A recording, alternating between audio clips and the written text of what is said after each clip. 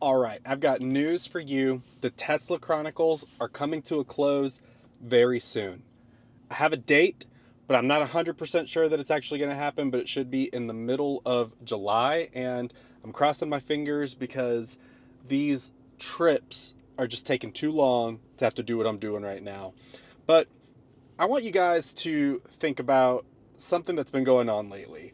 I've been having a lot of one on ones with multiple people throughout these drives as of late. And I don't know if it's just interview season right now and a lot of people are looking for new jobs or they're starting to do the research for new jobs. But I'm getting a lot of people reaching out, setting up those one on ones to basically just ask me my opinion on my experience within medical device and pharmaceutical. And it's been an interesting journey for me because a lot has changed in my life from the time of me getting that job with Stryker to coming around for the second time at Novartis right now. So hear me out. The problem that I see after having these discussions with other people is that our souls are essentially not created to be moving at the kind of speed that we're currently moving at. And I say that in the sense of we are constantly in some form of a mindset that we are stuck in a rat race, that we need to work our way up this corporate ladder and figure out how, if any way possible, we're going to become millionaires by like the time we are 30.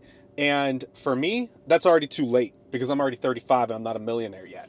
And I see the people that are coming to me from all ages. So some are in their 20s, some 30s. I've had 40s and a couple of 50-year-olds actually hit me up to just get some interviewing advice and techniques. But as I start thinking about these discussions that I'm having, I honestly feel like we as a society are currently just out of rhythm with how things should be technically going in life. We are in a place right now where the average household income is like 75K and a home costs over 400 and let's say like $20,000 on average. That just does not compute when it comes to a 7% interest rate on that home. You can't afford that. This is not back like in the 1980s when homes were about $80,000 and the average income at that time was $23,000. Things have massively and dramatically changed. And I personally, as I'm going through this next phase of life where I own a home, not outright, I have a mortgage, but that mortgage I got it at the right time. I refinanced when the interest rates dropped and I went from, I think it was a 4 when I first got the house down to a 2. So that house is prime, but I'm no longer in that house. I'm currently renting it because it's in Austin, Texas, and I now live in Kentucky.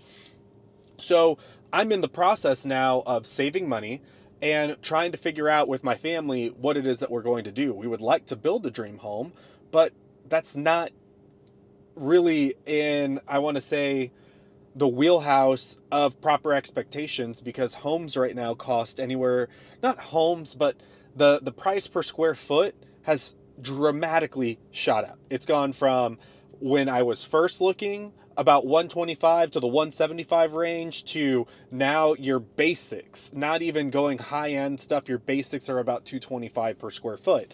So now as we start looking for land, the question is, do we buy land and build a home, or do you go and buy a house that has land and renovate the house? And when I think about those questions, it takes me back to what it is that I want to be doing with my life. And I liked this reel the other day. Let me just read it real quick. It says, realizing at the age of 35, funny because it's really what I am, that I don't care about building a career or climbing the corporate ladder.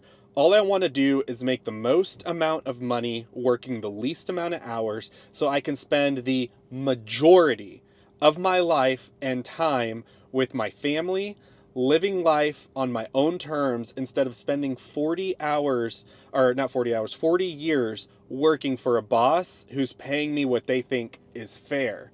And that really resonated with me because I am 35. And when I first got into medical device sales, I was thinking purely of the cool factor and the lifestyle factor. And lifestyle meaning what other people perceived my life is because I'm wearing scrubs every day. And my mentality at this point has completely changed.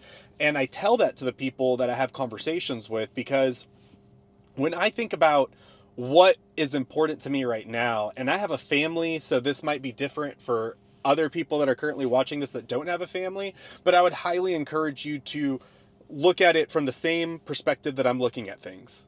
That perspective is the fact that even if you don't have kids, why do you want to be spending every hour of your life, especially when you're working in device, every hour wondering if your sets are ready, if you have a case, how are you going to go on vacation? Because if you go on vacation, somebody else is going to come and steal your doctor, and all of these other factors that you cannot control. Why is that the mentality that you're wanting to go into this career with? I fell for that mentality. I wanted the cool job. I wanted the capability of telling people that I work in the OR. And as I think about those things, it makes me wonder how much further I would be in the career that I'm in now, how much more money I could potentially be making, or how much I could have potentially made over that from maybe starting in pharmaceutical instead of going medical device. But taking away the experience piece and going to the lifestyle, as a person and as a mom or a dad, you're going to have a far better quality of life working in the pharmaceutical space than you will in the medical device space. And you will make, personally, in my opinion, as well as multiple other people that I've talked to, more money on the pharmaceutical side than you will on the device route. And in my opinion, that's just something that I would not want to give up right now. I would much rather have all of my me time to me. And I say that because in device, your me time is no longer yours. You are at the beck and whim of a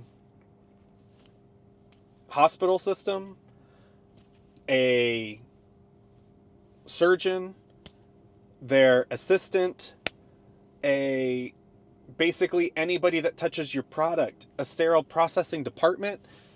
All of these people could randomly call you at any time to let you know something went wrong or that you need to bring something in. Whereas in the space that I'm in now, I've gone a couple of weeks where I've had a cold, or one of my kids has a cold, or my wife has a cold, and I don't have to necessarily worry about what's going to happen if I had to take a day off, because my business will continue to be my business. Whereas in that other space, if you're taken off, you personally feel like you're losing business. You go on vacation, you are not vacationing anymore because you are still thinking in the back of your head, what is going on in my territory? And at the very young age of 35, if I could tell my, what was that? I think I was like 25-year-old self, so 10 years ago, yo, dude, it's not worth the dinners that you're going out to and the fact that you get to wear scrubs and this and that and telling people that you work in medical device. That stress that you're putting yourself through is really not worth it. That you should pick your own life and your own wants and needs over a company's. That's what I would have been telling myself from day one. So as I have these conversations with people, I feel like I'm kind of scaring them away from the medical device side. And I'm not trying to scare you away from it. If it's something that you want to do, by all means, do it. It was a cool experience. But now that I think about it and I'm older, I have to say the experience does not outweigh basically all that I had to put up with just to have that experience. And in the life that we are in now, tomorrow isn't promised. your income isn't promised, your job isn't promised. There's a lot of things that aren't promised, but you're expected to basically give your all to that company. Well, if I have to give them anything at all, which is the 40 hours a week that I need to give them, that's all that I want to give them. I don't want to give them 41, 42, 43. I don't want to give them evenings. Those are my time. So take that for what you guys want, but it was just something that was weighing on me that I was thinking about on this drive, and just having another conversation with somebody else. And it just made me think, you know what? I keep getting asked essentially, will you give me your opinion on what your experience was like when you were in the field and what you would do differently now, et cetera, et cetera. And that's what I would do differently. I would just not give up my own time and my own life for that experience at this point. I would rather make the same amount of money.